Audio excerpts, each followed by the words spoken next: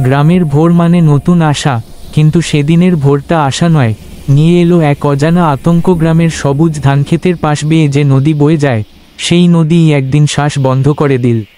কারণ সেদিন চাঁদের আলো মুছে যাওয়ার পর নদীর ওপর নেমে এলো ঘন সাদা কুয়াশা, এত ঘন যেন আকাশ আর পানি এক হয়ে গেছে। গ্রামের একমাত্র নৌকার মাঝি, বয়সে বৃদ্ধ হলেও হাল ধরতে ভুলে যাননি।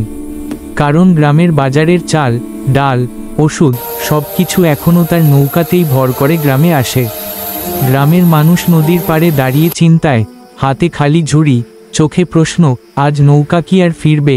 কারণ নৌকা না ফিরলে বাজার বন্ধ, খাবারের দেরি, আর গ্রামের হাসিও থেমে যায়। সবাই যখন ভয় পাচ্ছে, মাঝি তখন নৌকার কাঠের গায়ে হাত রেখে নদীটাকে অনুভব করে নিলেন। তারপর ফাটল ধরা কুয়াশার বুকেই দড়ি শক্ত করে ধরলেন আর ধাক্কা দিলেন শেষ আশার গেট খুলতে।